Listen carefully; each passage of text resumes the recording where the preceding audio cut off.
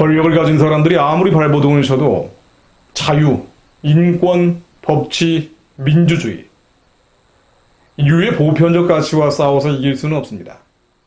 왜 그렇습니까? 그 보편적 가치 뒤에는 하나님의 일반 계시가 있기 때문이죠. 주님의 섭리가 있기 때문입니다. 그것이 역사의 증거입니다. 정부가 북한의 협박 이후에 법 해석까지 바꿔가며 대북전단 살포 단체들을 처벌하려고 하는데요. 탈북민 단체의 대북전단 및 페트병 살포 행위가 남북교류협력법을 비롯해서 이제는 항공안전법, 공유수면법 등의 위반 소지가 있다고 주장을 합니다. 두 단체의 전단 살포가 물자의 북한 반출을 위해서는 통일부 장관의 승인을 받아야 한다는 교류협력법 제13조를 어겼다라고 지금 정부에서 주장하고 있죠. 또 공유수면에서 정당한 사유 없이 오염물질을 버리는 행위를 금지한 공유수면법, 그리고 초경량 비행장치 사용 시 국토부 장관에게 미리 신고하게 돼 있는 항공안전법 위반 혐의를 적용하는 방안을 검토 중이라고 합니다. 이거 참 난감하군요. 자, 그런데요. 국제인권 전문가들은 이에 대해 깊은 우려를 표명하고 있죠. 이거 찬성하고 있는 사람이 국제인권 전문가들 중에는 단 한 명도 없을 겁니다. 자, 대북제재 전문가 조슈아 스탠튼 변호사인데요. 6월 11일 자신의 트위터에 이렇게 이야기했습니다. 북한의 최고 검열 책임자 김여정이 한국 정부에 전단 살포하지 말라고 명령할 수 있다면 한국의 법과 민주주의에 대해 뭐라고 말할 수 있느냐. 자, 몇 사람 더 인용해 봅니다. 제니 타운 미국 스티븐슨 센터 연구원은 통일부의 전단 살포 활동을 한 탈북민 단체 두 곳을 고발한 데 대해 북한의 최후 통첩에 즉각적으로 반응해 민주적 자유를 억압하는 것은 정말 잘못된 움직임이다 라고 지적을 합니다. 터프트대 교수죠. 이성인 교수는 북한을 한국처럼 만들겠다며 햇볕 정책을 외치던 정치인 전문가들이 생각난다라고 트위터를 날리면서요. 이것이 진보라는 문재인 정부에서 일어나는 일이라고 지적을 했습니다. 국제인권단체 유명한 단체죠. 휴먼 라이트 워치에서 필 로버트슨 아시아 담당 부국장은 성명을 냈습니다. 문재인 대통령은 정보를 담은 풍선을 북한에 보내는 활동을 막으려 하기보다 북한의 주민들이 봐야 할 것을 통제하는 얘기를 중단하고 표현의 자유를 존중하라고 요구해야 된다. 한국은 김정은 여동생의 위협에 굽실거리기보다는 38선으로 갈린 남북 주민들이 서로 소통하도록 북한 정권의 검열, 통제한 채널을 개방하라고 요구해야 한다라고 했습니다. 참 부끄러워지는 일들입니다. 세계적인 망신살이 뻗치고 있는 것이군요. 데이비드 맥스웰 민주주의 수호재단 선임연구원 예비역 대령이죠.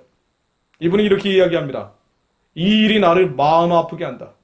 탈북민들은 또 그들의 노력은 공격이 아닌 보호의 대상이 되어야 한다.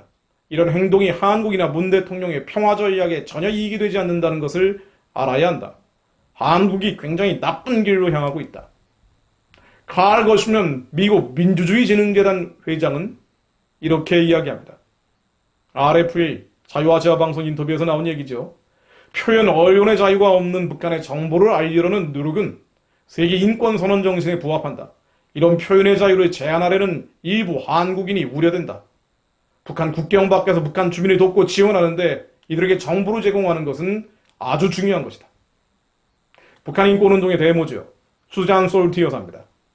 이렇게 이야기합니다. 문재인 정부가 북한 주민보다 김정은 독재 정권에 더 신경 쓰고 있다. 그레그 스칼라튜 북한 인권위원회 사무총장 발언입니다. 이번 조치는 재앙, 디제스터다.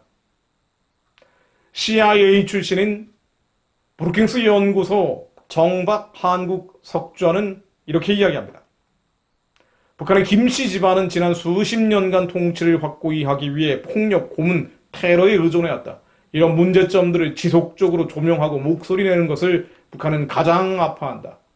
미국 국무부의 샘 브라운백 국무부 국제종교자유대사입니다. 국제종교자유 보고서를 발표하며 이렇게 이야기합니다. 북한은 법으로는 종교자유를 보장한다고 하지만 실제로는 가혹하게 탄압하고 있다. 미북 관계가 완전히 정상화되기 위해서는 종교자유를 포함한 인권 문제를 다룰 필요가 있다. 자, 그런데요. 이게 세계적인 흐름입니다. 그런데요. 정작 이런 당연한 말을 해야 할 사람들은 입을 닫습니다. 이른바 보수정당, 본인들이 아니라고 해도 어쨌든 보수적 가치를 지켜야 되는 정당. 원내 2당인 미래한국당, 미래통합당 국회의원 103명이나 되는데요. 이들은 여기에 대해서 그다지 특별한 목소리 내지 않습니다. 지성호 의원 정도, 몇 사람 기자회견하는 정도죠. 근데 이런 문제는요, 단순한 정책이 아닙니다. 자유냐 불종이냐 근본적인 가치 투쟁입니다. 103명의 국회의원들, 우리가 3분의 1 국회의원밖에 안 되는데 뭘 할 수 있겠느냐, 이런 차원이 아니고요. 103명의 국회의원들이 자신의 영향력을 모두 동원해서 목소리를 높인다면 사실 이런 이슈 쟁점도 되지 않습니다. 김정은이 뭐라고 하든 말든 그야말로 찻잔 속의 태풍이 돼버리죠. 그러나 정치권은 어차피 기대할 필요가 없습니다. 어차피 이기적인 목적으로 금배지를 단 사람들이니 언론과 권력의 공격을 받는 것을 알면서 저항할 리가 없지요.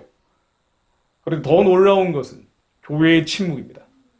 그렇게 목 놓아서 북한 선교를 말하고 대북 인도적 지원을 외쳐온 큰 교회들, 큰 교단들도 입을 닫습니다. 교단 차원의 성명 한 줄이라도 나와야 하는 것 아닌가요? 교회에서 정치 얘기하지 말라고 하는데 보편적 인권 앞에서 그야말로 정치적으로 행동하고 있는 것이 아닙니까? 지금 같은 침묵이 말입니다. 예전에 기독교인인 어느 외국인 교수가 저에게 이렇게 물어보더군요. 한국의 교회가 저렇게 많은데 북한 인권에는 왜 침묵하느냐고요. 정말 할 말이 없었습니다. 지금도 그렇습니다. 1,000만 명의 기독교인이 있고 저렇게 큰 교회들이 많은데 북한의 페트병에 쌀 한 통 보내는 것, 전단, 삐라에 성경 달려보내는 것, 이것도 할 수 없게 하는 조치가 나와도 말하지 않습니다. 이사야 9장 17절로 백성을 인도하는 자가 그들로 미혹해하니 인도를 받는 자가 멸망을 당하는도다. 이 말씀이 너무나 무겁게 다가옵니다. 그러나 남아 기도하는 자들, 영적인 눈이 멀어가는 자들 가운데 깨어난 자들, 그들은 보이는 상황을 믿는 것이 아니라 보이지 않는 하나님의 약속을 믿으며 갑니다. 그러므로 절망해서는 안 되죠. 하나님의 말씀을 믿으며 기도할 뿐입니다. 시편 73편 2, 3절 말씀입니다. 나는 거의 넘어질 뻔하였고 나의 걸음이 미끄러질 뻔하였으니 이는 내가 악인의 형통함을 보고 오만한 자를 질투하였음이로다. 시편의 기자조차 불의 가득 세상 세상을 보면서 실족할 뻔했다고 말합니다. 그러나 시편 기자는 또 고백을 합니다. 17절, 19절로 하나님의 성소에 들어갈 때에야 그들의 종말을 내가 깨달았나이다. 주께서 참으로 그들을 미끄러운 곳에 두시며 파멸에 던지시니 그들이 어찌하여 그리 갑자기 황폐되었는가 놀랄 정도로 그들은 전멸하였나이다. 아름다운 말씀이죠. 하나님의 성소에 들어갈 때야 깨달았나이다. 욥이 고난을 겪을 때 이제 귀로 듣기만 하던 하나님을 눈으로 배움나이다.